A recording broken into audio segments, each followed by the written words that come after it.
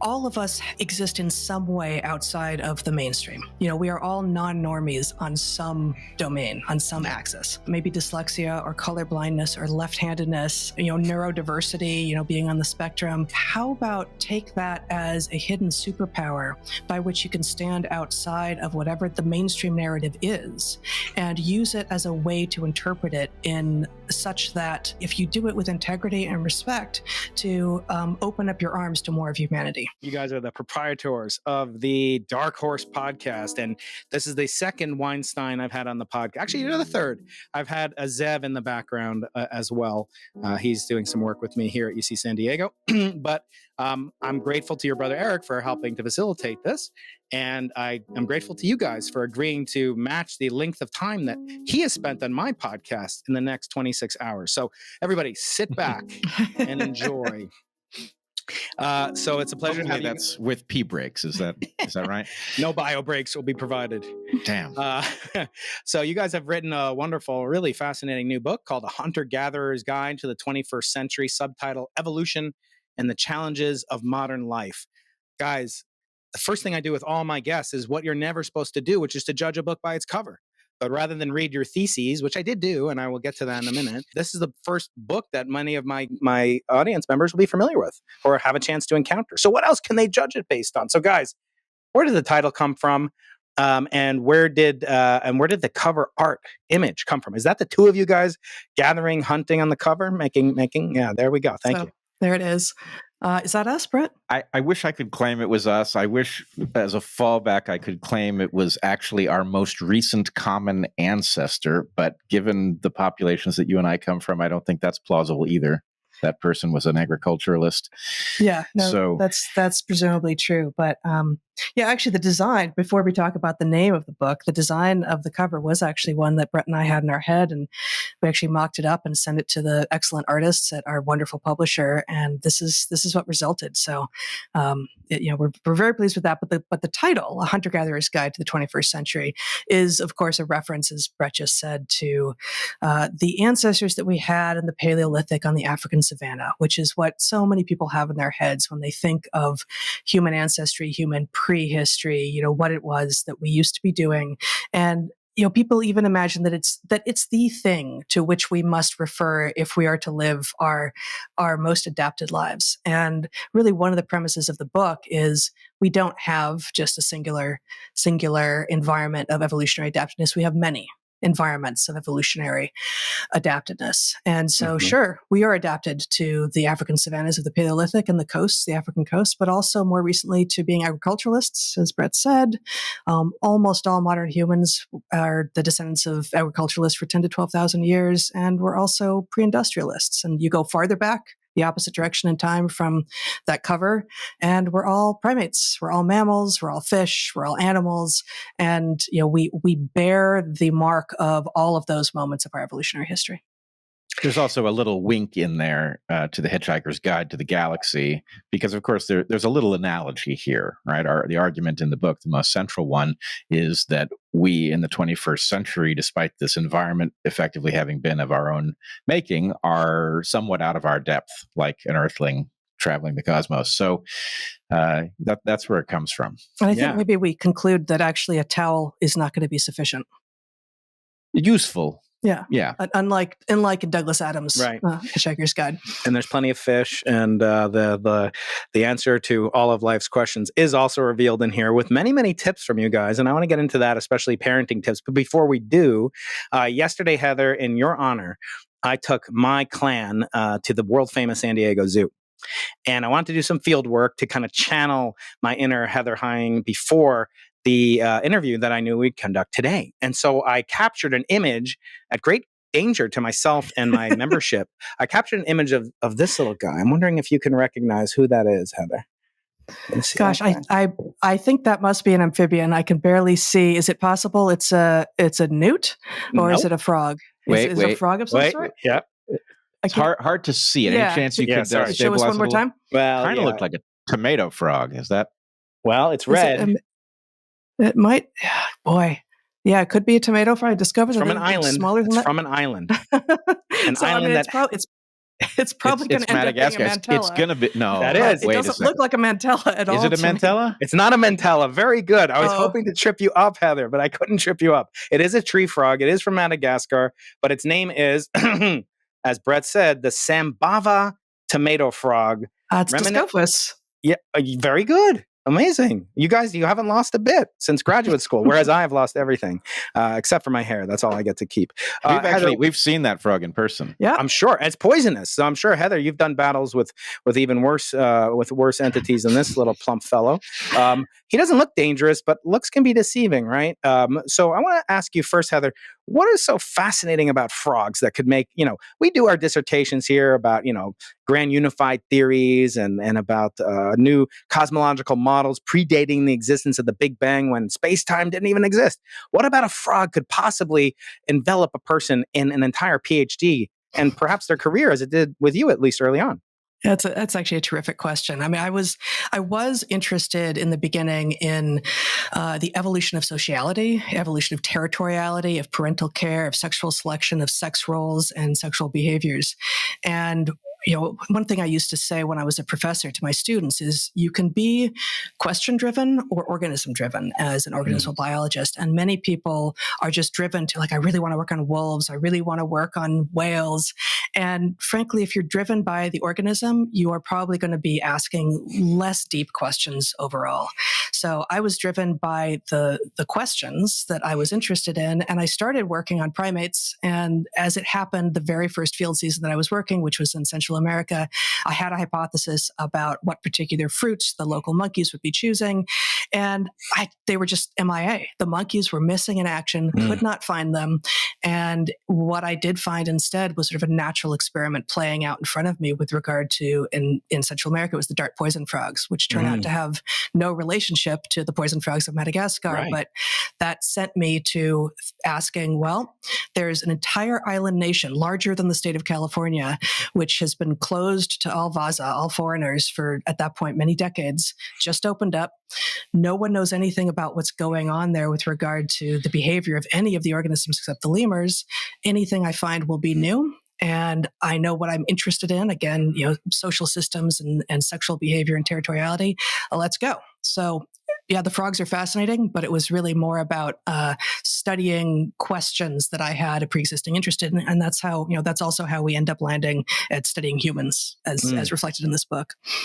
So they're sort of a model in an interesting way, the way that, but you biologists use. By the way, I am not known for my biological, competency or my evolutionary. I always say in high school, when I had to dissect the frog always lived. I mean, I was not good at this job. Well, then you may not realize the most interesting thing about frogs is that they are self-assembling. Tell me more. How does a frog what does self-assembly mean? Self-assembly means that it requires that you do this within a species, but one egg and one sperm, when they come together, causes a frog. It just all happens. No one has to put it together. There's no instructions. It just emerges from that beginning. Interesting. So, I've been called a self-made man who worships his creator. So I'll be sure to use that as an exemplar. In the book, Bret, you in the chapters, so I have the book in physical and digital and in audio form, and I recommend everybody buy at least 3 copies so it can continue to climb from number 4 on the New York Times bestseller list to number 1 as it deserves. And I want to ask you guys, at least until my next book comes out, but I don't think it'll appear up there. But I want to ask you, Bret, in one of the chapters that you read sort of towards the end, you talk about experiments. And in the book, you might make the case that as actually the New York Times posits, in their kind of mini blurb, the evolutionary biologists posit that the modern world is out of sync with our ancient brains and bodies. First of all, do you agree with that little snippet? Or I thought it was a little bit more nuanced than that. Bret, what do you make of that? Yeah, let's put it this way. There's certainly an important, more than a grain of truth in that. But the real lesson, the much harder one, what we argue in the book, is that because the modern world is so different from all of the environments in which we adapted, the map of what we are and how it fits the world is arbitrary. There are some ways in which it just happens to remain a good fit, and many ways in which it's a terrible fit. And one has to look on a trait-by-trait basis to even figure out where we have to alter something in order to, again, be at home in our own world. Mm-hmm.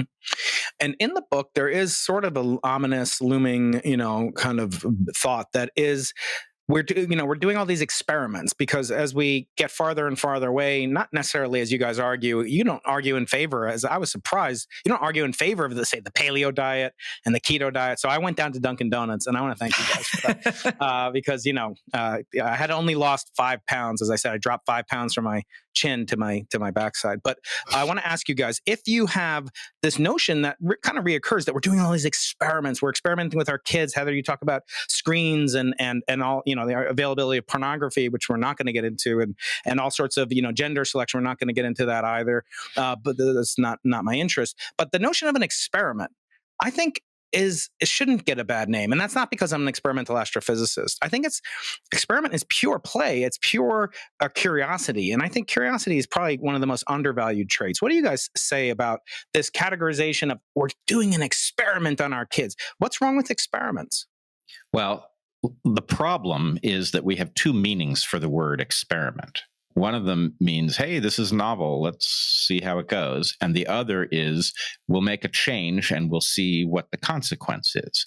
And so when you say there's nothing wrong with an experiment, there's a question about what's at stake, right? If you're going to put an egg in the microwave, the worst thing that's going to happen is you're going to have some cleanup to do, right? So you can afford to run that experiment and not be overly diligent about figuring out how you're going to collect the evidence. But when we're running experiments on ourselves, and even worse, when we're running experiments on our children and future generations, it is incumbent on us to figure out what it is that we are introducing to their environment and what its consequence is likely to have been, so that if it's not a good thing, we can reverse it. And we are not doing that. We are changing so many things at once and paying very little attention to the causality of the pathologies that, in effect, we just keep treating symptoms and adding more pathologies to them. Yeah, I agree with this. I would say, the book is certainly not a call to regression or traditionalism or, a past really imagined history that we could return to even if we thought we should. And we don't. We think neither that we can nor that we should want to. But it is a caution against simply moving forward with all possible paths, because rather in favor of, I would say, a scientific approach to experiment in which we say, here's the hypothesis. What are all the possible predictions that follow from the hypothesis, and how would we know what the outcome would be, as opposed to sort of a free market driven, in places where there should be more regulation, approach to human everything. And there is very little understanding too often of what childhood is, what our brains are, what it is that we're actually losing when we open up some of the boxes that we're opening up. Mm-hmm. And hopefully not finding Pandora written all over it. Exactly. Hey friends, just a short request to ask you to use your thumb while my thumb is occupied to leave a like on this video. And don't forget to subscribe. It really helps us with the algorithm. Now back to the episode. Again, at the zoo yesterday, Heather, as I was researching your beloved amphibians or whatever they are, things that I could dissect and still live, this thing came to my mind that my kids, after seeing these exotic creatures from Galapagos tortoises to, the most magnificent giraffes, were leaving, and they spent more time obsessing, just paroxysms of joy over the American red squirrel. And there was a squirrel in the parking lot, and I'm like, great, can maybe go check out that pigeon over there, guys. You could have saved me $500. Wonder, what is it about hyper novelty that competes with kind of, mundanity, in a sense that why would we have reason to think that we're more wired for novelty rather than for familiarity? I guess that's my question, Heather. Yeah, well, you're absolutely right. And one of the things that we find when we travel, before we get into deep nature, that may be the goal of where we're going, is that in the cities where we're sitting around looking at, say, the grackles, which are of no interest to the local people, but they don't happen to be where we are. And we actually, we would be more like your children, perhaps, and be watching the squirrels because they are fascinating. And certainly there are some domesticates or I guess just associates of humans that have become so common, even for us, that we don't spend a lot of time noticing them. Mm-hmm. But it is absolutely true that familiarity need not breed contempt, but it does create a kind of a background level of, I know that's there, I'm not going to pay any attention to it anymore. Mm-hmm. And so, I mean, this is akin to our unending search for growth, which is not unique to humans, but of course, because we have become so dominant on the planet, it is the thing that is likely to be our end. And so, we argue in the book for a way to do an end run around growth that actually uses resources and seeking novelty that actually requires totally new things. Mm-hmm. So, those organisms that have sought novelty and have been risk takers have been often the ones that didn't make it back.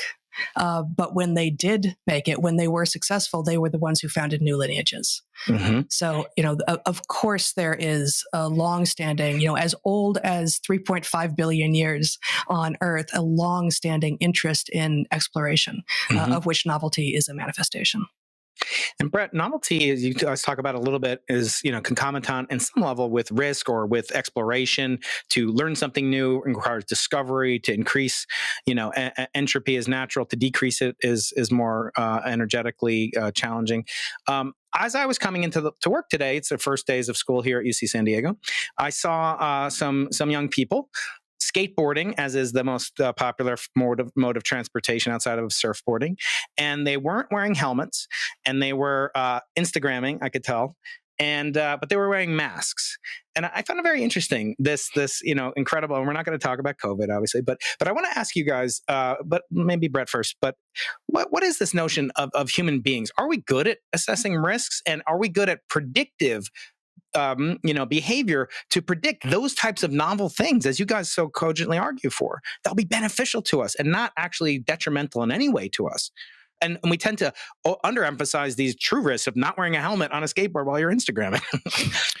Well, I would argue that in an ancestral environment in which the population had been in the same place doing the same thing for generations, we would be absolutely excellent at assessing risk. And in fact, assessing probably isn't even the right word. You would intuit risk, the way one does while driving. You can be having a conversation that's occupying your conscious mind, but some part of you is paying attention to everything out there. And at the point that something, a truck swerves in front of you, suddenly it captures your attention. But exactly in that circumstance, because you do have a long history of driving and you've seen a certain amount, what to think. But for a modern person, what should you think about the safety of ingesting a fruit from the supermarket that has been grown with molecules that we have no evolutionary history with, that you don't even know about, that's not labeled on the apple anywhere what it was grown with? So how do you assess the risk of that? And how do you know whether your model's any good? Right? If there's some danger, for example, that you might come down with Parkinson's if you spend years eating fruits and vegetables that have been grown with these novel compounds, at what point do you reassess your model and say, hey, I probably got that one wrong? And how do you know that it was the fruits and vegetables rather than that new car smell from the vehicle you purchased, or, the way your carpet's off-gassed? Or, right, we've got, again, this goes back to the question of experiments. We're running so many experiments at once and not being systematic about collecting the evidence that we really have a very poor sense. And I'll say one more thing, which is we notice very frequently that our civilization has an absolute obsession with protecting you from provable risks in the short term. And it is absolutely indifferent to exposing you to likely risks in the long term that are outside of the bounds of provability. And this has a lot to do, likely, with the fact that the way the system gets good at this is through litigiousness. And so anything that can't be proven is effectively treated as if it doesn't exist, even if we can infer that it most certainly must. Which creates perverse incentives for risk to not be provable. Very good. The figure of G.K. Chesterton figures large in this book, and many of my listeners will be familiar with this quote that does not appear in Hunter-Gatherer's Guide. when a man stops believing in God, he doesn't then believe in nothing. He believes in anything. Heather, how do you react to that? You guys are not proponents of any particular religion, although I was delighted to learn you do celebrate Hanukkah in your own special way at the very end. But what does that mean to you? What is Chesterton? Can we selectively apply Chestertonians quips when it suits our fancy, and as in the case of the fence? Or what do you make of this? The believe in nothing. If doesn't believe in nothing, he believes in everything. Is God some sort of connective tissue? And what purpose does evolutionary speaking does God serve? Well, that's a fascinating quote, and it's not one I've heard. So let me take first the question about whether or not we can selectively choose the thinking of a person and not embrace their entire milieu. And I would say, of course we can, right? Mm-hmm. So let me just take a step aside from your question for a moment and say specifically the contribution of Chesterton that we introduce in the book or introduce within the confines of the book, not to the world, but right. is Chesterton's fence. The idea that if you see a fence and you don't know what its purpose is, you should not be allowed nor courage to get rid of it until and unless you can demonstrate that you know what its function was supposed to be, and presumably also demonstrate that it no longer has that function, or it is in fact causing more harm than good. And so we then apply that more broadly and say we see Chesterton's fences all over the modern world in the form of Chesterton's breast milk, Chesterton's play, and Chesterton's religions. So to get to your point here, what role does religion have in the modern world? Well, the idea that it is that we're done with it, that it was a maladaptation, that it was a dangerous or a mind virus, cannot hold up to evolutionary scrutiny. Right? Every society that we know of has some form of religion in which the people in it, the majority of people in it, until the very modern times in which we are living in, multivariate societies, multi-religious societies, has belief, and it helps organize morality, frankly, and the idea that it is somehow additional to cheesecake for humans is it just doesn't fit. And I wonder, I suspect that Bret has more to say on this, perhaps. Yeah, I think the problem, we do talk about Chesterton's fence specifically in the context of religion, but we have these two concepts that we discussed. There's the precautionary principle and there's Chesterton's fence, and they're really mirror images of each other. One is about the hazard of adding novel things to a system, and the other is about taking away things that have been longstanding. And again, this goes back to the arbitrariness of the place we find ourselves in history, because we have these traditions. The traditions are clearly not up to the challenge of navigating modern hazards. The Bible has precious little to say about social media and the hazards of algorithms to our collective sense making. Well, I would actually push back on that, Brad, because there are traits. I mean, you may know from your upbringing, there's a notion of what's called lashon hara, the evil speech in Judaism, at least, which is the notion that gossip is not something that's false. In other words, you're forbidden to lie in general, so you wouldn't be forbidden again to tell something. So it's something that's true. Gossip is true, and yet it's spreads like wildfire more than ever. And the analogy that's used typically in the Talmud is one of a man besmirches the reputation of his rabbi and says, oh, he's been married and divorced or whatever, and that's not socially a great thing for this particular man. And the parishioner then feels guilty and says, how can I rectify what I did to your rabbi? And the rabbi says, simple, just go get a feather pillow.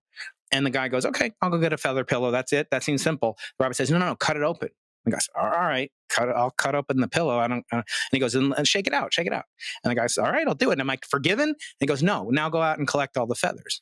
The notion being that, the ability to produce BS and actually truth far outstrips the ability to do it. But the notion of guarding your tongue, the actual quote in the Torah, in the Old Testament, the Bible, is, you should guard your tongue. It's protecting your life. To choose life means to guard your tongue against this true, but defamatory in some sense speech. So I wouldn't say that the Bible doesn't speak about it, but with respect, I would say that it has many aphorisms, and the question is, which ones do you know to take seriously? I know that's a harder problem, right?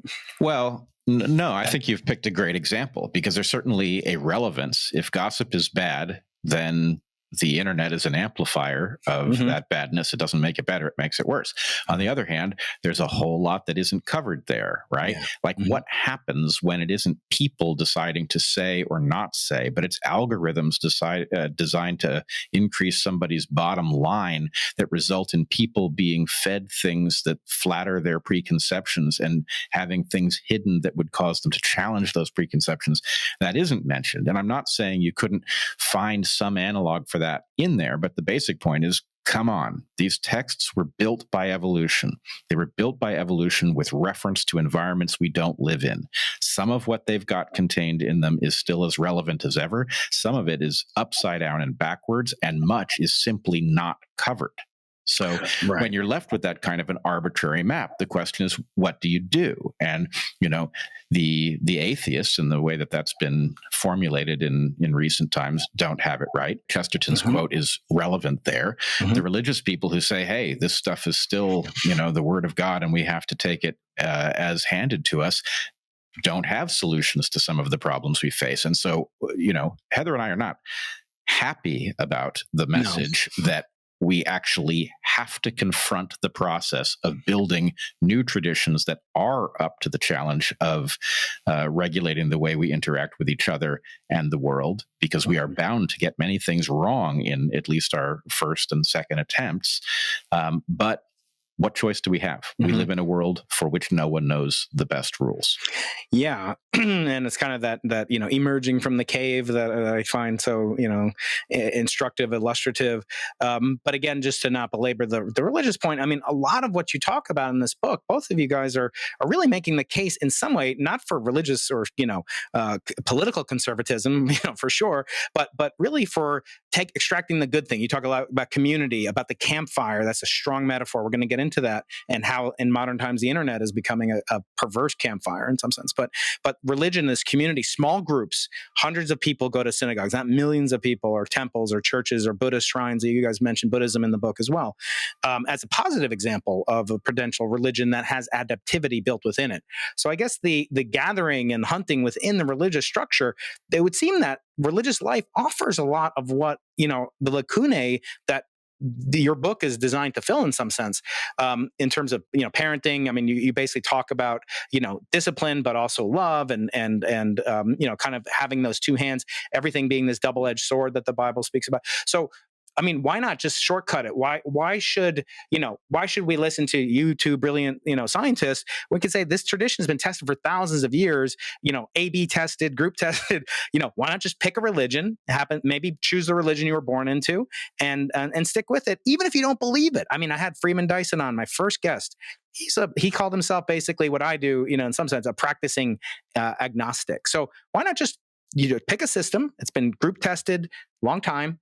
And instead of trying to, kind of make the rules up as we go along now. What do you guys think about that? I would say that's a great start, and it gets you a long way in a lot of regards.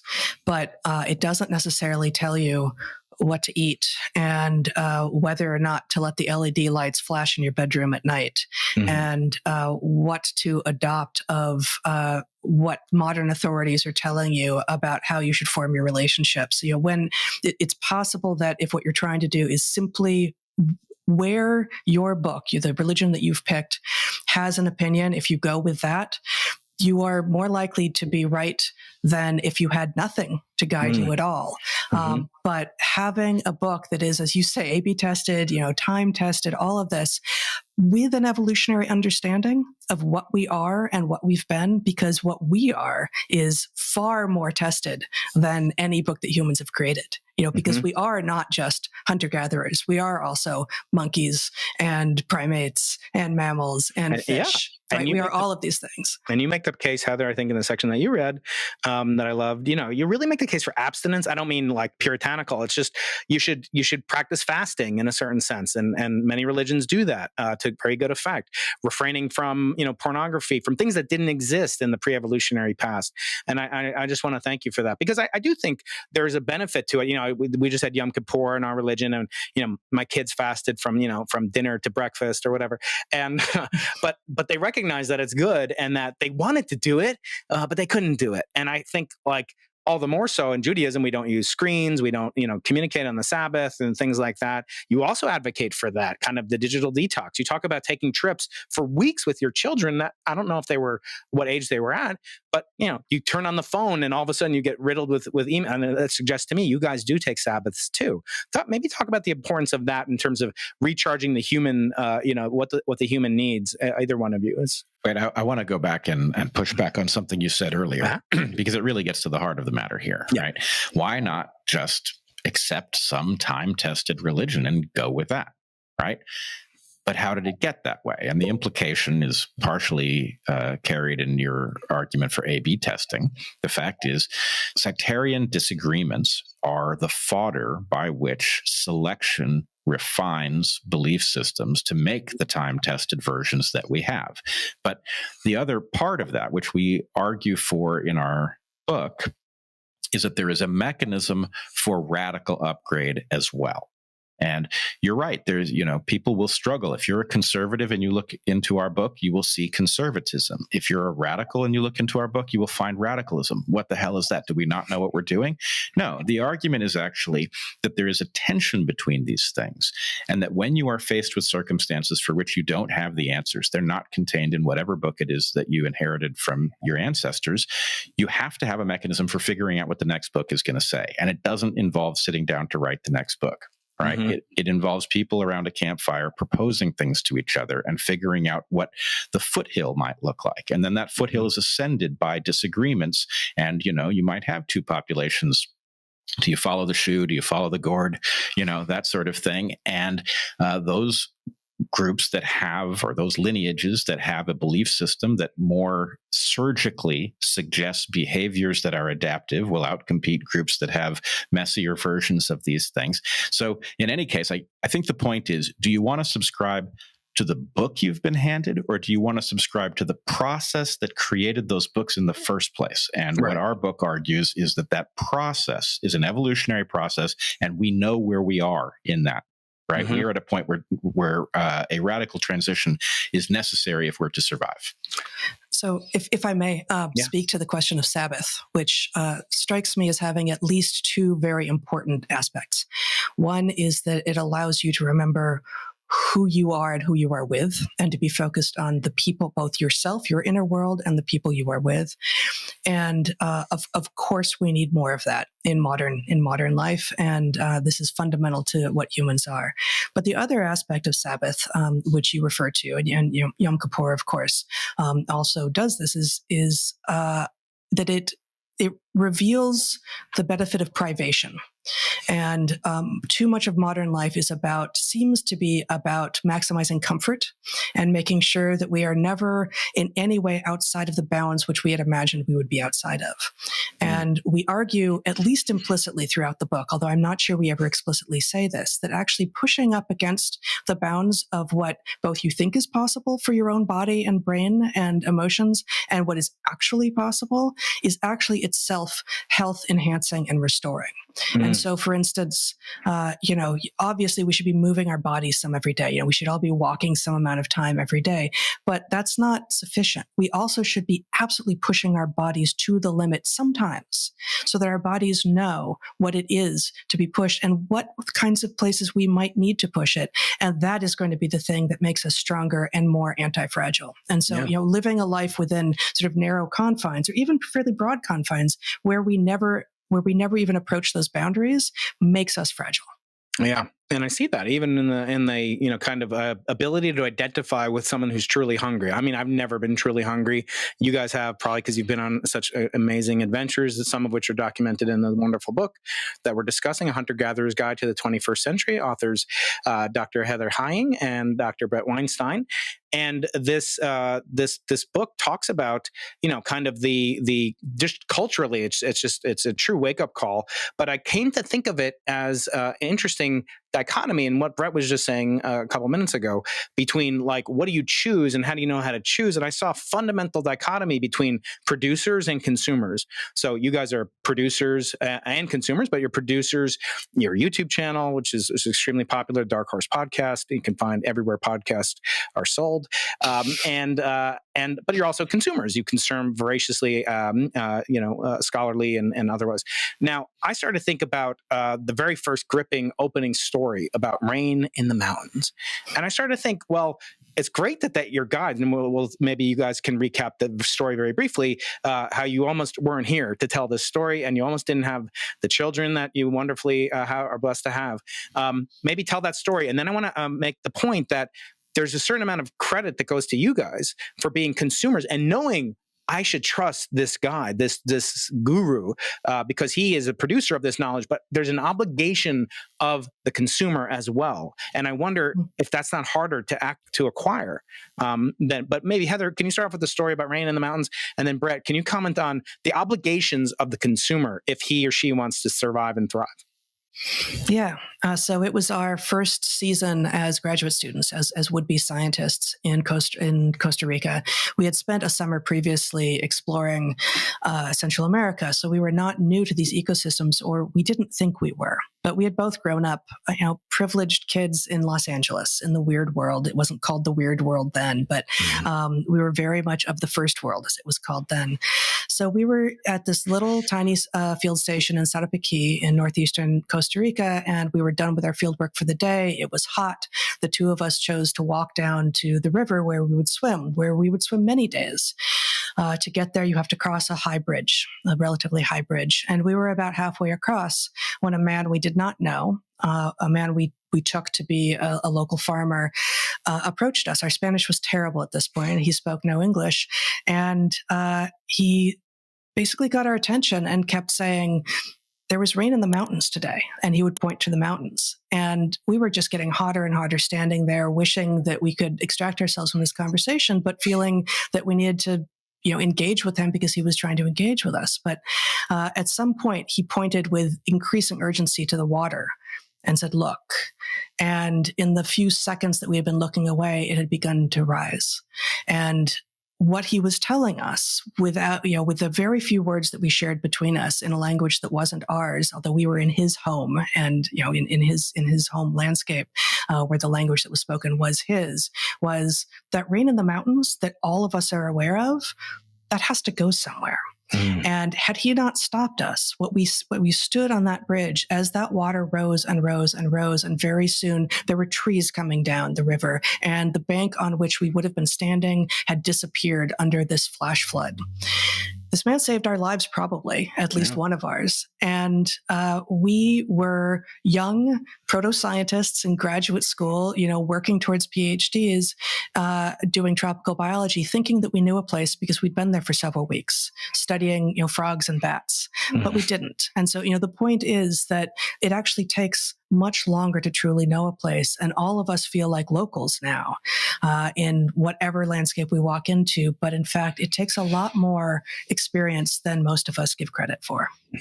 And actually, you can see the very same thing in the tragic videos that emerged from Banda Aceh, for example, during the Boxing Day tsunami, where people, many of them who lived on the coast, but whose ancestors hadn't been there, did not know what to make of a sea that had radically receded and revealed, sea floor that they had never seen before. And many people walked out to look at the fish flopping around. Yeah. Right. And were killed because they didn't know they didn't understand that water was going to have to come back. So anyway, yes, there is something to be said about really knowing a place, and that's what saved us in the instance of the incident on the bridge. So, Bret, as a consumer, what kinds of obligation? There may be obligations on producers, and they may get benefits. They may have increased fecundity if they're perceived as being the repository of wisdom, of local knowledge, of life hacks, as we call them now. We didn't call them back thousands of years ago.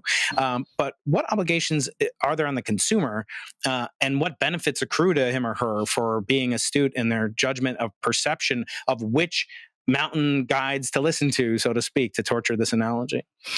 Well, I'm a little unsure of what you mean by consumer? Do you mean in the economic sense? Somebody... No, just like you're hearing the information, but there is, you were astute enough, something in you guys listen to this guide or listen to this farmer, and that saved your life. But not everyone. I would have been, probably the former Brian Keating.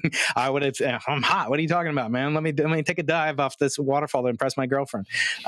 But you didn't do that. So there was something in you guys that was astute enough or perceptive enough. And I'm kind of asking, I'm in hopes that it wasn't based on something unique to your guys' intellect, or, something that we, normal people, perhaps can cultivate to be more perceptive consumers in that sense of wisdom, of past traditions, or even of these preternaturally gifted, people in our culture. I'll take a slight detour, something that accidentally revealed something to me about this, which is I'm not a believer really in dyslexia, because reading and writing are so new that to say that you have a defect with respect to them really doesn't make any sense, right? This is some thing modern humans have chosen to do, and some of us are less adept at processing the symbols. But if dyslexia was a thing, I'd have it in spades. And it has an impact, therefore, on the way I read.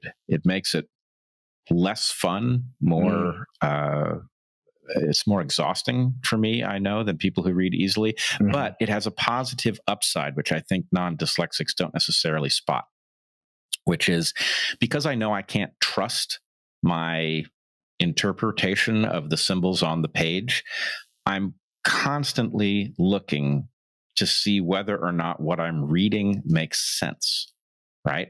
Because the way I know that I've misread something is that it doesn't make sense. And so then I know I have to go back and reread it. But lots of times, if you get good at this process, you're reading, something doesn't make sense, you go back to find what symbol you've misunderstood, and there's nothing. You just know it doesn't make sense. And so I guess my point is, I'm not a big believer.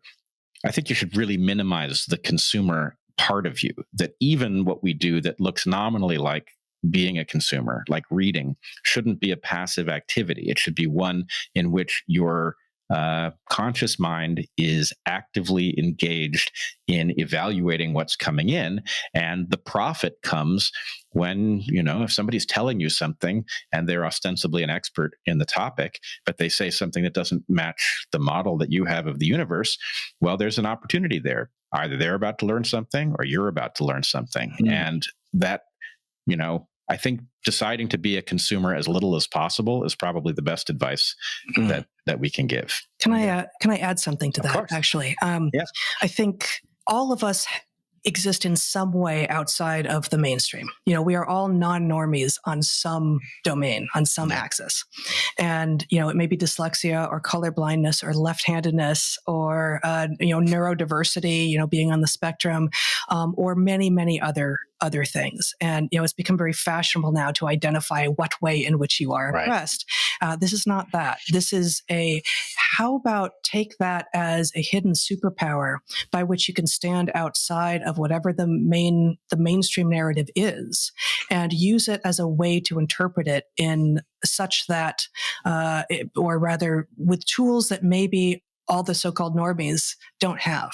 Right. And this actually allows you to have insight. And I think really, if you do it with integrity and respect, to open up your arms to more of humanity and to more of the wisdom and wealth of skills that humans bring. And I've said before that the many years that we spent teaching in college classrooms at a public liberal arts college, but a non-elite one that had students from the tops of their classes, but also students who had been completely destroyed by school, and students who were the first in their families to go to college, and and veterans, and single mothers, all range of people.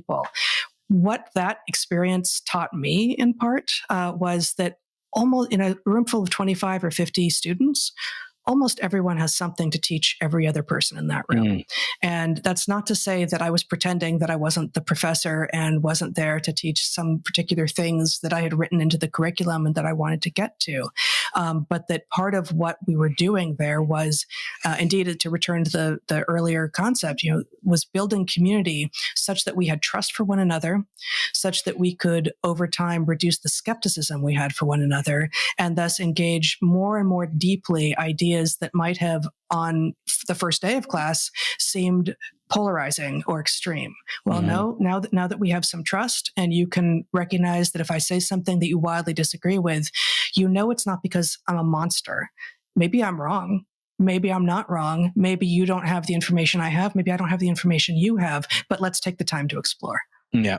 And I think that is, of course, the purpose of education. The Latin root is educare. It means to pour out of, not to put into. I want to talk, if you'll indulge me, I wanted to talk about this later, but Heather, you just brought it up. You guys were famously, unemployed from Evergreen State University, and I think it's kind of a tragedy. When I look back on it and I read your writings, and I know a little bit about each of you just because we're, friends with Bret's brother. But the point of you guys as natural educators, as born educators, as educators defining who you are. And I remember I got my pilot's license in the 1990s. And on that day, I remember my flight instructor saying, now your identity is forever changed. You will never not have been a pilot. And it becomes a part of who you are. Even if I'm flying little tiny Cessnas, that I can't fit in anymore. And now, but I can do that, and I can go down and rent in a little plane. But you guys aren't professors anymore, and yet it's sort of like your claws or your web spinning ability or your honey making, like it's what you guys were born to do. Clearly, it is, and I won't tolerate if you guys disagree with me, because you guys are human, incarnations of education machines. I want to ask you, how is it dealing with the fact that you're not teaching? You're teaching at much bigger scale. Your publications are read by way more people. That your H-index will be much higher, but you're not at a university. How does that make you guys feel? It's an interesting question. Let's put it this way: it was a tragedy, but I don't think it was a personal tragedy. I think what happened to us was a preview, and we are all suffering this tragedy. And I will say, Heather and I don't think have talked about this explicitly. Maybe we have, but when I prefer to think of us as catapulted out of the academy is what happened to us. When that happened to us, we were asked, as we were invited to speak various places, how shall we introduce you, right? Mm-hmm. What are you now if you're not a professor? And we adopted professors in exile as our I don't know what it would be. Title. It's our title. Moniker. Yeah. But the point was that was actually, it was, there was a wink involved, but it was also an accurate representation. It was a little bit like your pilot example. The point was, well, we did that. That's still who we are. It didn't change the day we resigned our positions. And I think it still is. And as you point out, we are now not in the same milieu. We are still teaching in a new way. We're figuring out how to do it. And I feel a loss surrounding something that actually isn't so easy to do at most colleges or universities. We had, by virtue of the way teaching was done at Evergreen, we taught one class full-time, students took one class full-time, and that class could go on for a full year, which resulted in a level of understanding between teachers and students that is unparalleled. And I miss that. But were we to suddenly have positions as professors somewhere else, that part wouldn't be restored, right? It would be a dim shadow of that. And what we have now is quite different, but it has not eliminated the sense of meaning that accompanies every day. And the sense of meaning is closely aligned to the one we had when we were in the classroom. I agree with that. And I would say, there are catchphrases in educational theory that people are probably familiar with and that sound ridiculous at this point. Things like lifelong learner and theory to practice, right? And yet, both of those things, the idea of being a lifelong learner is actually foundational. And my father has been dead for 8 years now, but he was a computer scientist who didn't view himself as an educator, but was a mentor to so many people. And I think in the same way, we sort of became accidental educators, because what we were were children who were becoming adults with a curiosity about, in our case, largely, the natural world and the human world that didn't stop. Any day that you learn something new, and this was something that my father used to say to me, any day I learned something new was a good day, right? Mm-hmm. And it doesn't take very much from there to then want to share not just the thing that you learned, but how it is that you can open yourself up to a personality of learning. Mm-hmm. Yeah, and of course, you guys make the strong case that tools are more important than facts. You say that in the book, and I wonder, one very old tradition in weird countries, and maybe Heather, can you define weird really quickly, please? Yeah, just those people living in countries that are Western, educated, industrialized, rich, democratic, or at least aspire to be. Yeah, democratic, small d, but right. I wonder, one institution that's quite old, and I'm wondering, and I'm curious if it is not a Chesterton's fence, is the university system, which dates back in its current incarnation of a guy or a gal, I guess lately, with a piece of rock, scraping on another piece of rock, behind their bodies, in front of, these bewildered and bemused young people. That dates back to at least 1089 in the city of Bologna in northern Italy. And I wonder, that's been there a long time. It hasn't changed. And yet, Bret, you just mentioned a few minutes ago, it might be a preview. What happened to you might be a preview. Could it happen to me? Should it happen to me? Not exactly what happened, but is academia a Chesterton's fence? Should we not respect it? It's been around for so long. Why advocate to change it? Or what would you advocate to change about it? Yeah, this is a tough one because my sense is if the academy didn't exist, it would be necessary to invent it, and it doesn't exist, so it is now necessary to invent it. No, it's become the malignant version, or I realize who I'm talking to, but at some level, the argument that I make is it's like your cherished family dog having caught rabies. Right. So you're vaccinated against that, as I understand. Yes, we are. But the basic point is, look, at the point your family dog has caught rabies, it's time to grow up and realize that's not exactly your family dog. Right. And the university system is like this. Now, I think that's tragic, and I think it's crazy. Obviously, most of the resources you need to build a great academy exist in what we currently call the academy, but it's not functioning that way. And the worst part about it is that the population of people that staff the academy have lost track of what it is they're supposed to be doing, right? They just don't do the work. And you're using that sensu lato. You're talking about the faculty largely. Yeah, it is the faculty. Yeah. I mean, there's also a lot to be said about the bloating of the administration and its role in this. But the point is, the university has begun to see itself, or beyond begun to see itself. It sees itself as a business, or it sees itself as a dispenser of truth, not a place in which vigorous challenges are dealt with in a responsible way so that we can discover the truth. And until it either returns to its roots or gets replaced by something that is capable of doing the job, civilization's in serious trouble, because, this isn't the 14th century. Right? We have problems that are serious and require very careful analysis. And you absolutely need at least a scientific apparatus that is capable of telling you what you need to know rather than what you want to hear. And in a context where we have markets plugged very directly into our research system, that's not what we get. Right? We get some product that interfaces with our collective well-being arbitrarily at best. More often than not, it might be predatory. And, that's a dire situation to find ourselves in. When you see things in commonality, just to push gently back with respect, you see things that are sclerotic, that don't change, healthcare, construction of low-income family housing and education. These can't be exported, at least in their, in the exact incarnation that I'm sitting in this university.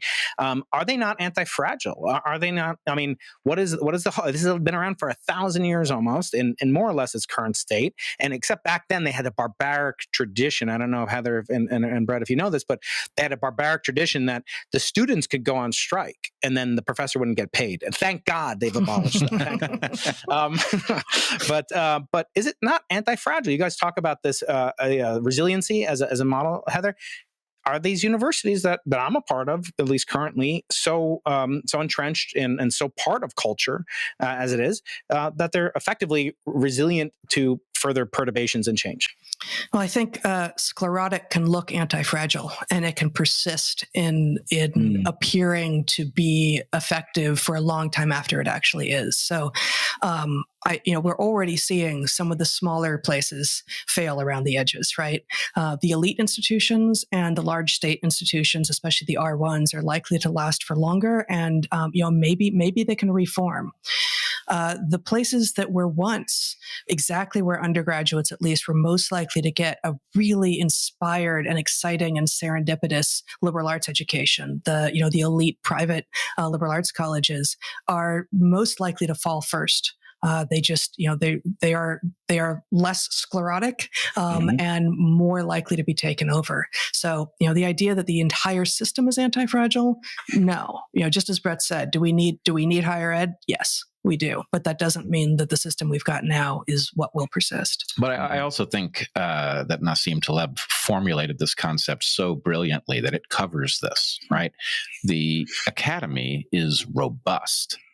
It's very hard to displace it. That's not the same thing as anti-fragile, right? Mm-hmm. Basically, it survives by preventing challenge. It does not grow stronger with challenge. And I think that's one of the strongest indicators that it has, in its current form, outlived its usefulness. So maybe sclerotic is robustness, not anti-fragility. Yeah. An indicator of robustness. Interesting. One of the many neologisms you describe in the book is the Omega Principle. And I want to read to you from Amazon. The Omega Principle is a brilliant and engaging book that works on many levels as a rousing environmental manifesto of seafood and the quest for long life. Is that what you're talking about, Bret? No. Omega-3s? No, that's No. What is it, my friend? Tell me. Not at all. Okay, so there's a book called The Omega Principle. You should know. You might hear from their publisher. Now we do. Yes. Well, we've been playing with this concept for a long time. I'd be curious how old that book is. But in any case, the idea is that there is a fundamental question. When you consider the evolution of humans, of our species, everybody understands since roughly 1976, when Richard Dawkins first introduced the concept of cultural evolution in a rigorous form, that we have culture and that it evolves by rules that are similar to genetic Darwinism. What the field has never fully resolved is what is the relationship between the evolution of things at the cultural layer and the evolution of things at the genetic layer. And Dawkins himself argues that the cultural layer is effectively, he calls it a new primeval soup, right? Effectively, it is a new evolution of stuff, a place where adaptation is happening in a novel form. We argue that that cannot be right? Most creatures do not have culture.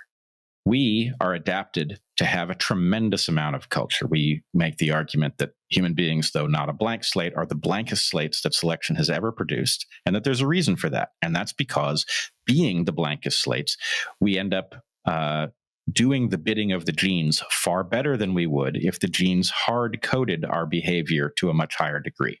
And so the Omega Principle specifies the relationship between epigenetic phenomena, including culture, and the genes. And the reason that we've chosen omega is that as a Greek letter, it evokes pi.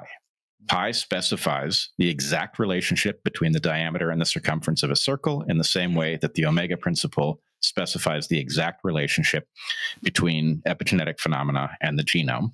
And that relationship says, part one, epigenetic phenomena are more flexible and more rapidly adapting. But part two, they are obligated to the objectives of the genes. And once you make that, once you realize why that logically has to be the case, it makes evolutionary analysis of human beings tractable, because in some sense, you do not need to know where the information is housed in order to know what its objective is. And this is crucially important in the case of something like, let's say, human language, where the capacity for language is clearly largely generated by genetic programming, which creates a brain of a certain, that is hospitable to language, but it does not encode any of the content of the particular language you will learn, right? It's housed in both places. Well, how do you factor that to figure out what it's supposed to do? Well, the answer is it doesn't matter what the admixture is in terms of where the hereditary information is and how it is passed.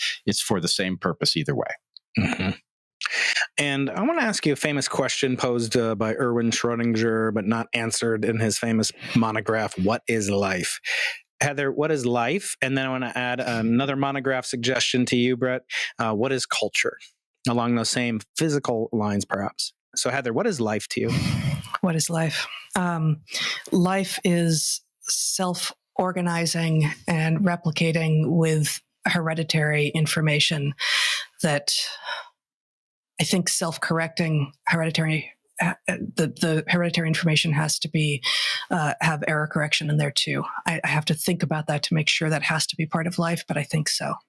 I actually like John Lennon's formulation somewhat better. Life is what happens while you're making other plans. Other plans. That would have been a simpler answer. Yes, that's right. Then, so just like you said, the frogs were self-organizing, right? Yes. That's your point early on. Yeah. Mm-hmm. All you were doing was saying it's alive. It is alive. So now you want culture. Culture. Okay, well, so this is the part where I'm going to tangle myself in knots to avoid a tiny little exception that I'm aware exists and is going to force me not to say something very simple and intuitive. But culture is information. It is adaptive information passed outside the genome. And the caveat, it would be very easy to say something like between members of one species, but that does not have to be the case. And in the particular thing I'm worried about has to do with the evolution of domestic dogs, where we have a very asymmetrical relationship, but there is a certain amount of culture transmitted between people and dogs and vice versa. And miraculously, the dogs have adapted to this in ways that actually have physical hallmarks, right? Their ability to exchange facial expressions, right? The ability to control their faces in ways that convey things. The amazing ability that they appear to have to understand human language, to parse a large number of different words. All of these things suggest a long-standing relationship in which there is transmission of a kind. But anyway, the general case for culture is members of a species transmitting information outside of the genome. And for human beings, this is elaborated far beyond even our closest relatives, because we have language, which makes it very efficient and opens the possibility to what is uniquely the case in humans, the ability to transmit abstract ideas between individuals. Mm-hmm. Now, in our book, we divide two kinds of transmission of information, right? What we call consciousness is about novel ideas that are parallel processed between minds. Right? What we call culture in the narrow sense in the book are things that come from ancestors who generated ideas consciously, and then those ideas get driven into an efficient cultural package that is passed on one generation to the next and provides the substrate with which new members of the population are brought into the fold and trained in how to behave. Mm-hmm. Bret, I want to ask you another question, which has to do with your famous research in telomeres. I came to ask the question, I guess, in the following sense. Is there an analog of a cultural telomeres? Are there analogs of cultural telomeres? I'm going to have to think more deeply about whether the telomeres themselves have an analog, but there is a very disturbing analog to the process of senescence that we have fairly long understood in evolutionary biology, right? Mm-hmm. This is the process that causes creatures like us to grow feeble and inefficient with age. And we have known since roughly 1957, when George Williams published his excellent paper on the evolution of senescence, why it occurs, why it evolves. The short answer being that your genome isn't very big, which means that the genes in your genome tend to do more than one thing. And anytime a gene does something good for you early in life, it will tend to be accumulated by selection to be enhanced and passed on, even if it does something harmful to you late in life. The reason being, many individuals don't live long enough to suffer the late life costs. They get away with it. And even for individuals who do live long enough to suffer the late life cost, much of their reproduction is already behind them. And so the selective disadvantage is small. Okay, so that's the reason. We have a genome full of genes that do two things. They give an early benefit at a late life cost. The problem is that our civilization has an analogous process to it. It's almost beyond the level of analogy.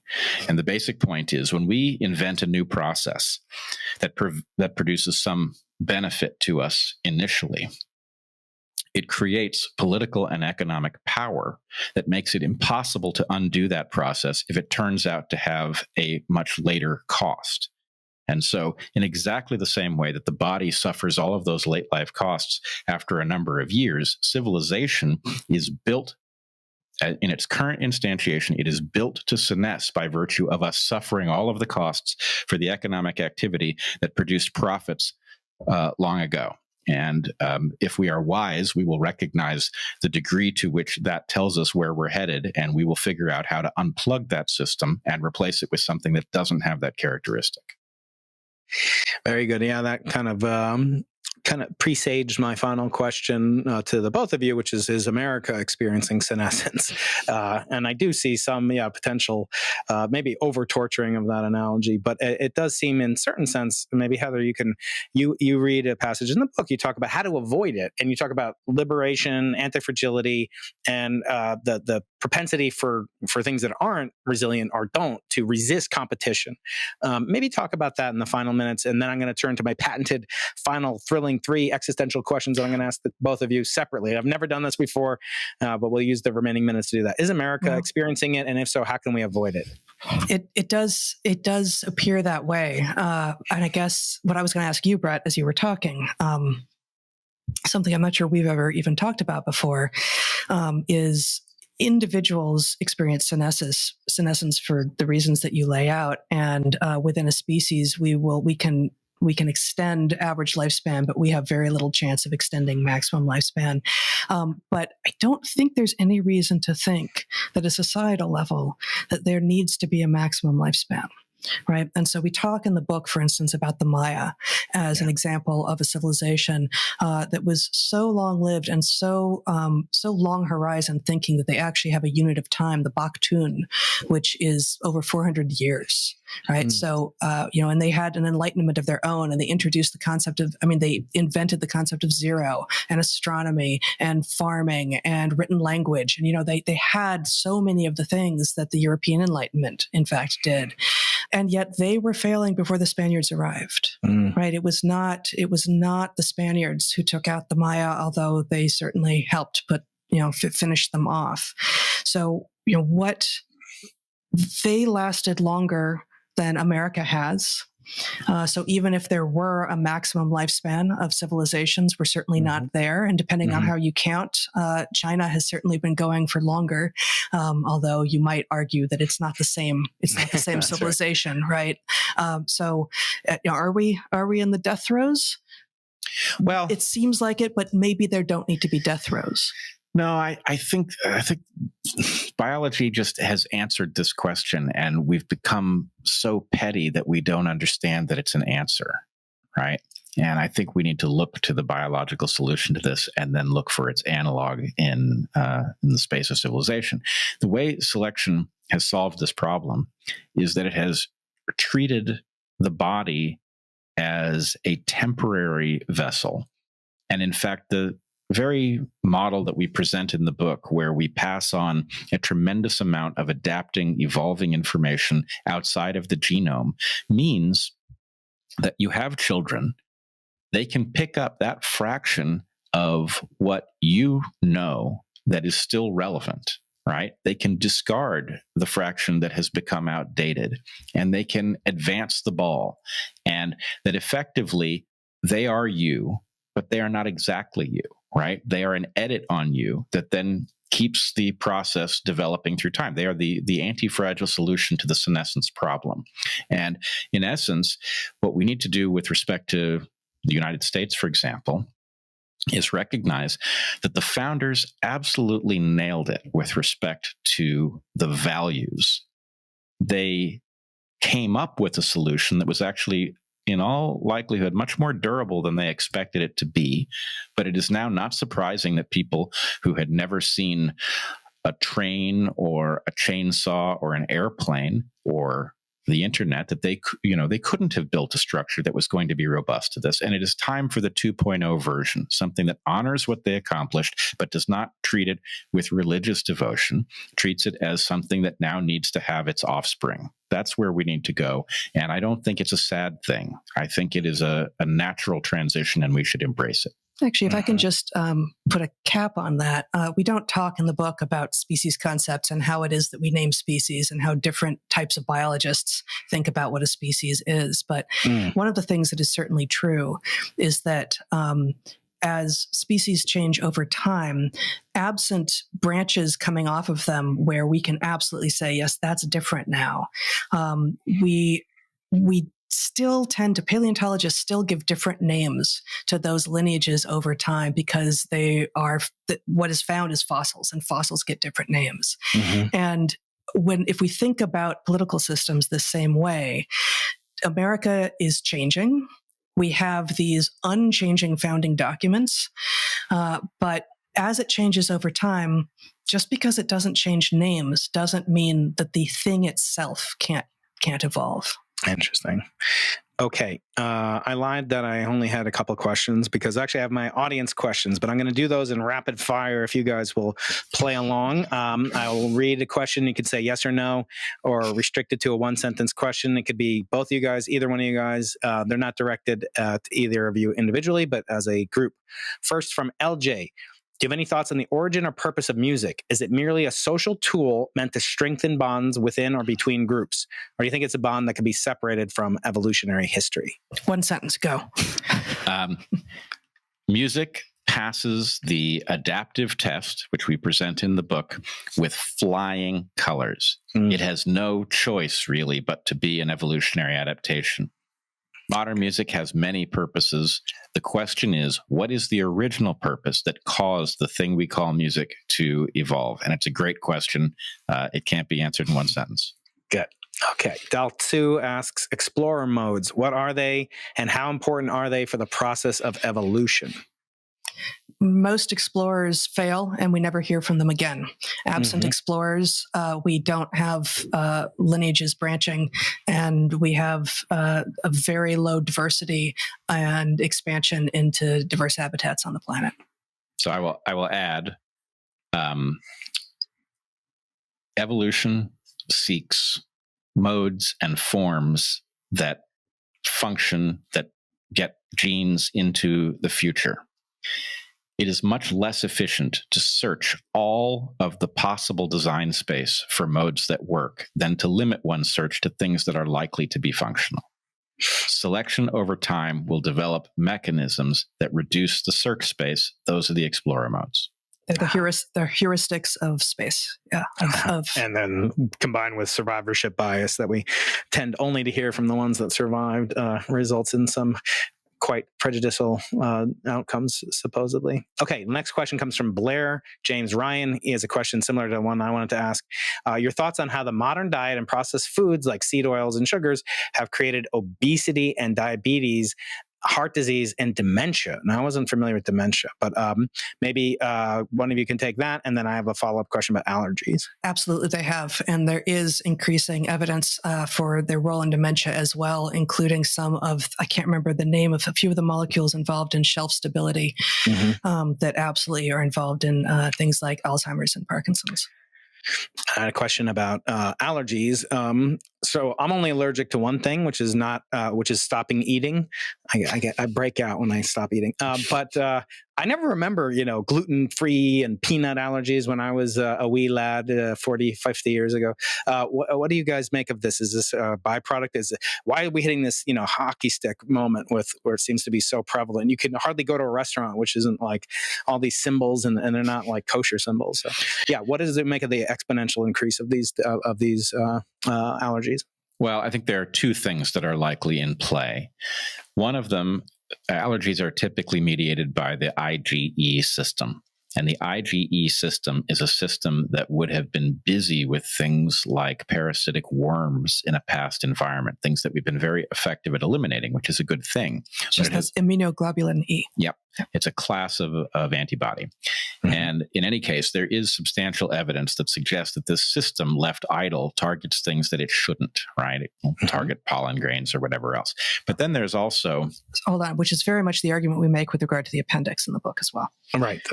Another biological fence, right? Yeah. So the other thing is that there are various factors that are causing the immune system to either be overactive or to see things that it is not supposed to. For example, most of the immune system is not supposed to see the contents of your gut. And the reason it's not supposed to see the contents of your gut is that when you are very early in development, the system looks at every molecule that you yourself make, and it eliminates the subset of cells that react to it. And what that produces after you're past the stage of development is a very elegant system that sees every invader but does not see you. And this system can screw up, right? If this system sees things it shouldn't, it can react to things that are a normal part of life, like foods that you eat, and it can react to them as if they're potentially pathogenic. It can also react to your own cells, creating an autoimmunity.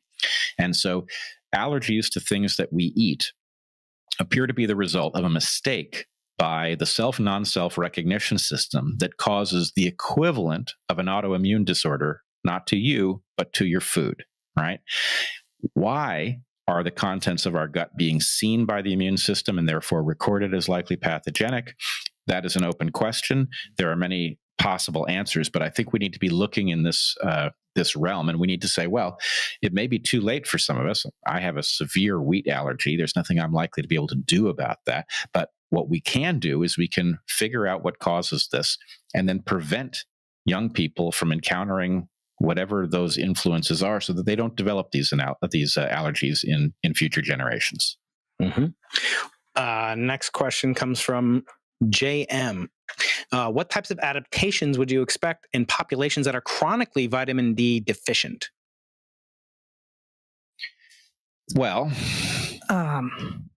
I feel like we know the answer to this, and I just am not remembering. It's rickets, it's weak bones, it's short stature, it's deformed bones. Well, so the question was, there's more than that. There's intellectual stuff as well, and I can't remember exactly what. But the question was, what adaptations do you expect to see? Yeah. So I think the answer is because of the nature of trade-offs, and that there are certain to be trade-offs involved in the production of vitamin D, what you would expect to see is things that increase the productivity of vitamin D.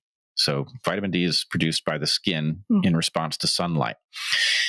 The ability to produce vitamin D will exist in a trade-off relationship with other things. So, for example, you might expect to see a reduction in melanin in populations, and that reduction in melanin is not going to be free. It comes with a cost, like the more likely to produce tumors. But I would expect to see a shift in the trade-off between the production of vitamin D and resistance to other things, where the body accepts more vulnerability in some other regard in order to reduce the cost of insufficient vitamin D. Maybe similarly, paler hair and thinner hair. Right. And one other thing is I would also expect, so what we've so far talked about are things that are likely to be wholly transmitted in the genome. But you would also expect behavioral compensations, right? So you might imagine that the traditions of people who are chronically low in vitamin D might involve pursuing sunlight when it is available in spite of the cost to retention of heat, for example. You might expect traditions to include things in the diet which contain vitamin D. We, in fact, know this to be the case. And so anyway, basically the point is you would expect selection to find every alteration of belief, behavior, structure that will cause an increase in the production of vitamin D or a preservation in vitamin D that's already been produced and would otherwise be destroyed. You would expect selection to find all those things over time and accumulate them. So someone named J Sarge 4999. That was actually the name I was going to choose for my first kid. What is the future of biological inquiry? Are there still major gains to be made in terms of evolutionary theory? Do you see things taking a major molecular chemical turn? There are massive advances yet to be made, and largely, unfortunately, we've stalled out, in part due to the financial model of the modern university, which encourages very expensive research over theoretical research, which tends to be far cheaper. I also think that there's a cultural bias. We're very early in the study of biology, and it's a very complex topic. It is the most complex topic, really, and so we should expect ourselves to still be fumbling around with some basics. But the degree to which biologists, if you look at the Bio 101 textbook, it reads just as encyclopedically as the Chemistry 101 textbook, right? And that's an indication that something has gone wrong. And if you listen into the intro series to biology, you don't hear a lot of, here are 47 things we don't know the answer to yet. They don't include the black boxes, just gloss right over them. Which is crazy, because if you want to train the mind, that's the place to do it. Let's hang out inside this box for a while and see if we can figure our way out. Yep. All right.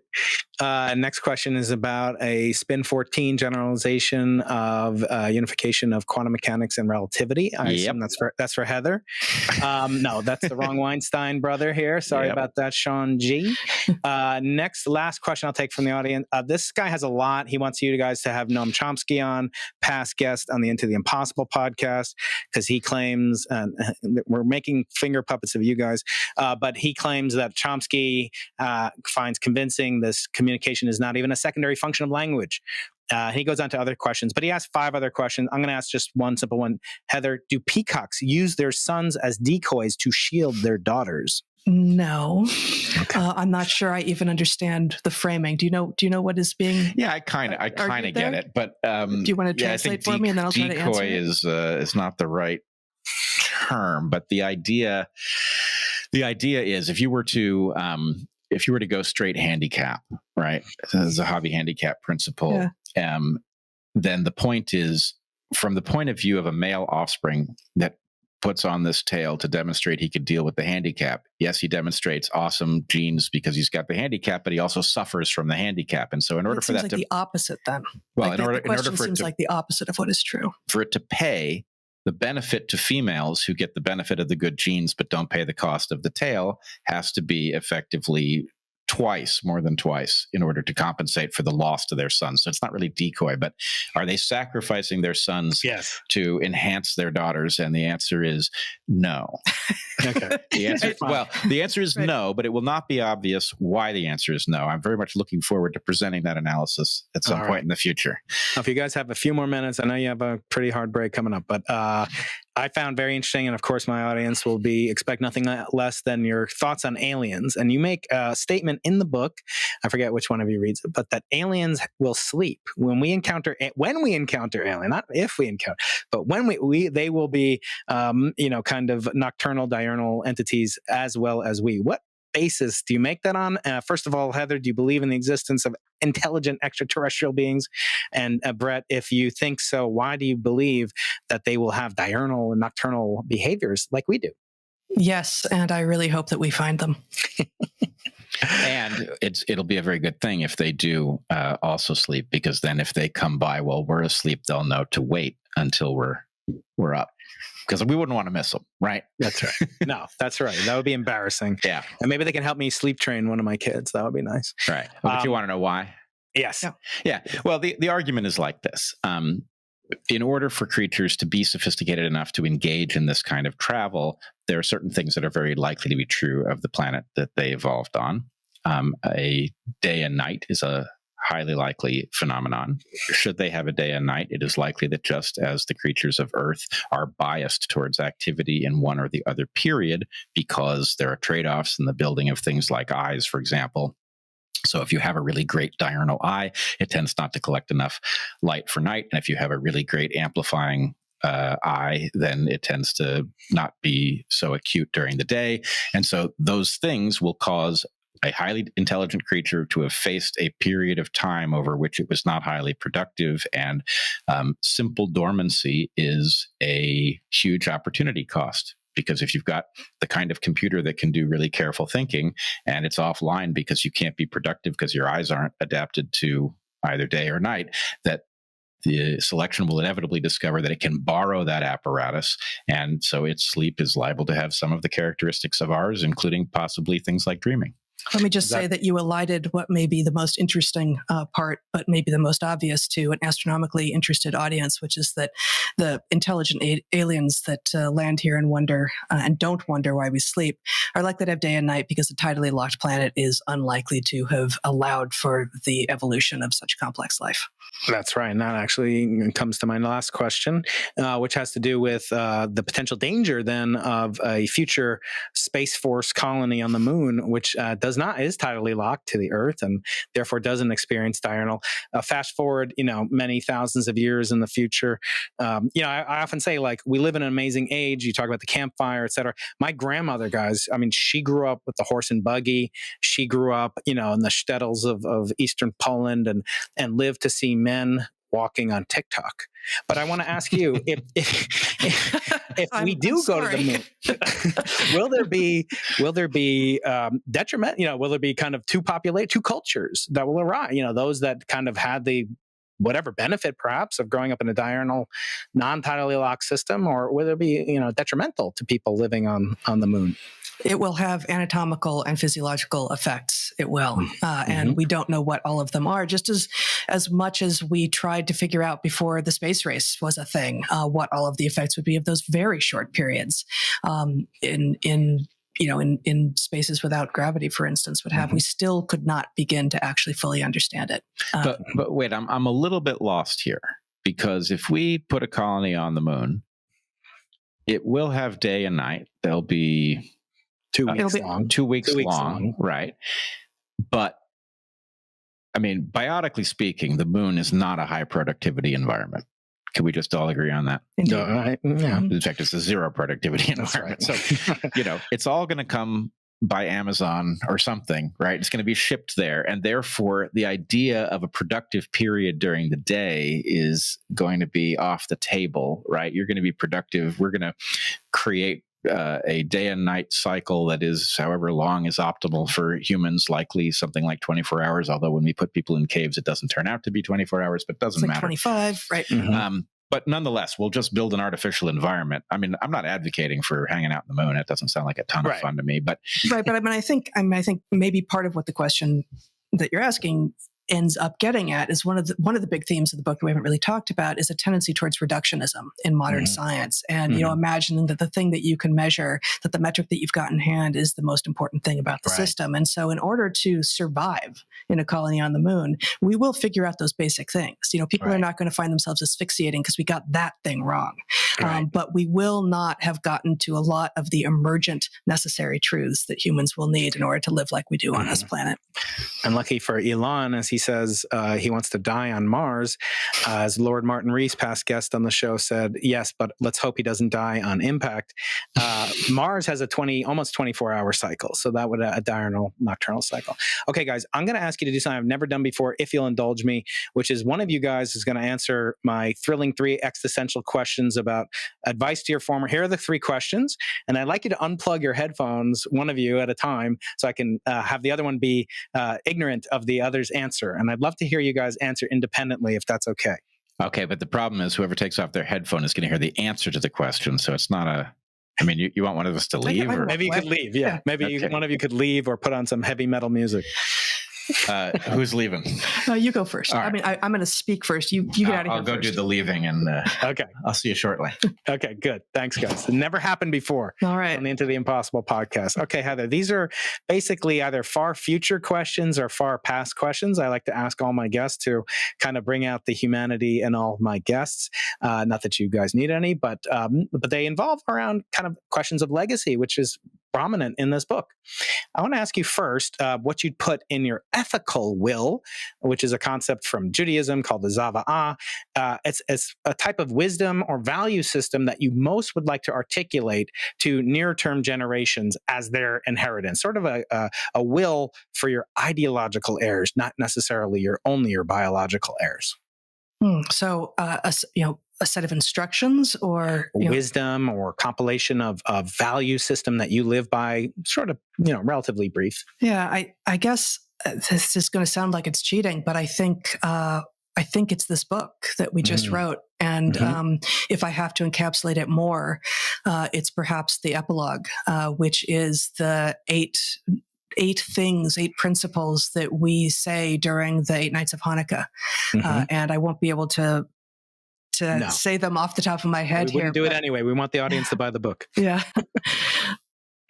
Great. The next one goes a little bit farther into the future now, 1 billion years into the future. And you probably have seen the movie 2001, A Space Odyssey, based on Arthur C. Clarke, where I am the associate co-director of the Arthur C. Clarke Center for Human Imagination. Oh, I didn't know that. Yeah, in the opening scenes, there are these primates in the savannah of Africa, and they come upon one of these ominous monoliths. And I want to ask you, we don't know what they're for. They could be a time capsule to be discovered by humans or some other civilization, betokening our existence. So I want to ask you, what would you put on your monolith, something destined to last billions of years? It has some similarity to the famous question that Richard Feynman asked, what scientific knowledge, in his case, would you encapsulates the most knowledge in his field of physics in the fewest words? So I want to ask you, what kind of information or statement about things that you've learned in your life would you most want to put on a monolith, a time capsule, to betoken our great achievements as a human species? I guess it depends on whether or not these are our descendants undisturbed, and therefore they are proceeding apace from here, or if life has disappeared and this is a new evolution. Descent with modification is the simplest definition of evolution. And it is the encapsulation of what explains what we are. So if I have to go very, very simple, I think I would do that, descent with modification. Great. And the last question of my thrilling 3 final questions has to do with going back in time, not 1 billion years, but just 20, 30 years. I want to ask you, Sir Arthur C. Clarke, he had many laws, one of which is in every expert, there's an equal and opposite expert. He said any sufficiently advanced technology is indistinguishable from magic. And I actually have his voice reading that phrase when I open every podcast. But Heather, one of his questions is actually how I got the name for this podcast. And he said, the only way of discovering the limits of the possible is to go beyond them into the impossible. So that's the name of this podcast. But I want to ask you, Heather, what thing about life mystified you as a 20-year-old, a 30-year-old? What advice would you give to that former self to give you the courage to do as you've done, to go into the impossible? Well, it's a little earlier, but there's a way in which, I, like all teenagers, I think, was searching for meaning and searching not just for, what my place was in the world, but really explicitly searching for what was this all about? And, again, this will seem single note, but to me, it's all explanatory except for really your domain and the domain of the very, very tiny and abiotic. So, quarks and rocks and quasars are off the table, but pretty much everything else is evolutionary. So, I was experimenting with Buddhism and other religious traditions. And actually, Bret handed me a book by Dawkins when I was, 19 or 20. And said, I think you will find things herein that you will find explanatory. And it certainly wasn't complete, but it revealed to me a way of framing the world that I keep with me to this day. And also part of what it promises is that we will never know everything. That, of course, the act of science is to try to discover what's true. And we are aiming to get to an ever more accurate refinement of our understanding of reality. But we're not going to get there in our lifetimes. And that's part of what is so marvelous about it. Okay, Bret, I asked your lovely wife, Heather, these 3 questions that I've asked your brother and all of my guests. Did they get the answers right? There's going to be homework at the end of this, Bret. You know that. Always. Okay. All right. So these are existential questions, two of which will go deep into the future, your own personal future, when you spring forth this mortal coil at the biblical age of 120 or more. Perhaps you can extend your life and your telomeres. But I want to ask you first what you'd put in your zava'ah, your ethical will. That is, what wisdom or values would you like to inculcate or articulate to future generations, biological, but mostly your ideological heirs that come after you? I think the answer here is actually simple, and it's very biological, but I believe that if one extrapolates from what I'm about to say, that one recovers all of the important moral and ethical stuff. The idea is we are obligated to try to provide the experience of a liberated human existence, as liberated as possible, to as many people as we can. That the marvelousness of being a human being is so special and unique that given that what we do affects how many people will get to experience it, we have an obligation to behave in a way that maximizes that number.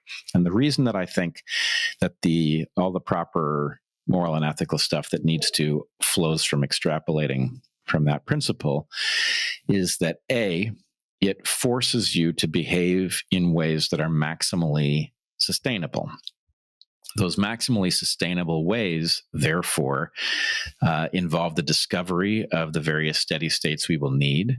And in order for the human life that we deliver to those in the future, for it to be truly liberating, we will have to have addressed their many concerns. That is to say, to be meaningfully liberated rather than just nominally liberated, you have to have your mundane concerns addressed. So we would end up, I think, if we really worked on this puzzle, we would end up protecting people from things like bad luck. We would end up connecting them together in ways that caused flourishing when people discovered insights or created enhancements to human well-being. They would end up needing to suffer some sort of a penalty when they externalized harm onto others. And I think that this would cascade all the way through the social architecture such that even to interpersonal relationships, it would cause the right values to be enhanced. Very good, although slightly awkward because Heather just extolled your virtues for about 5 minutes straight. And now I can say you didn't reciprocate. Okay, next up. No, she didn't do that. No, okay. Next, we're going to go deep into the future. And you probably are undoubtedly familiar with Arthur C. Clarke's famous book, The Sentinel, which led to A Space Odyssey, in which there are these monoliths that the prehistoric creatures in Africa, these hominid-like figures, encounter, and they hit it with a bone, and later it appears on the moon. And Clarke doesn't really reveal what these things are. And of course, I am the associate co-director of the Arthur C. Clarke Center for Human Imagination here at UC San Diego, so it's near and dear to my heart. I want to ask you, if these are thought of as time capsules, as sort of monoliths that are meant to encapsulate or betoken things that humanity has learned or achieved, what would you put on your monolith? And it's sort of similar to Feynman's cataclysm question, in which he said, if in some cataclysm all of human knowledge were destroyed and only one sentence passed on to the next generation of creatures, what statement contains the most information in the fewest words? I want to ask you, in your field, he put forth the atomic hypothesis. What do you think would encapsulate the most knowledge that we've acquired in the fewest, most condensed, compressed form of a statement on a billion-year lasting time capsule? That is, so I'm stuck here. I must say, 2001 is one of my favorite stories, and I've done a lot of thinking about the monoliths, but I've never thought about them as time capsules at all. They seem to me more like triggers. But okay, so if you had to preserve one concept, you know what it would be? It's in our book. It's a figure. And the figure is stacked diminishing returns curves. Mm-hmm. Because every complex system in which there is an objective will show a pattern of diminishing returns.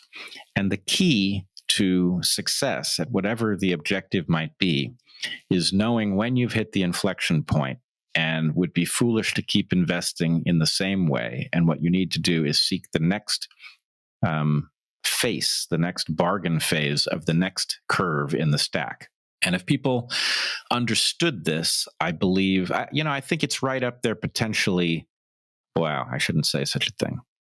It is a dim shadow of yin yang, right? Which I find a very compelling concept. The idea of a symmetry that is about compatibleness rather than sameness, right? And I believe if one understands the implications of the stacked diminishing returns curves, one is in a better position to maximize whatever is sought. Very good. Okay, now we're going to go back in time, not billions of years, not millions of years in the future. We're going to go backwards in time and quote Sir Arthur C. Clarke, his famous third law, which states the only way of discovering the limits of the possible is to venture a little way past them into the impossible. And that's the origin of the name of my podcast. I want to ask you, Bret, what mysterious aspect of life perplexed you as a 20-year-old, 30-year-old even? But what advice would you give to that young man to give him the courage to do as you've done, to go into the impossible? Well, I'm not sure exactly how to answer the question. I certainly believe in this principle, and I have advocated that while arrogance is a bad thing, we can all agree that if one has to err in one direction or the other, it's far better than humbleness, because humbleness, if you feel obligated to view yourself as less capable, then you will fall short of what you might be able to achieve. Whereas if you believe beyond your actual capabilities that you might be capable of something, you'll at least find out what you can do and you won't leave anything on the table. So I believe in the principle that you have to go beyond in order to figure out what is within range.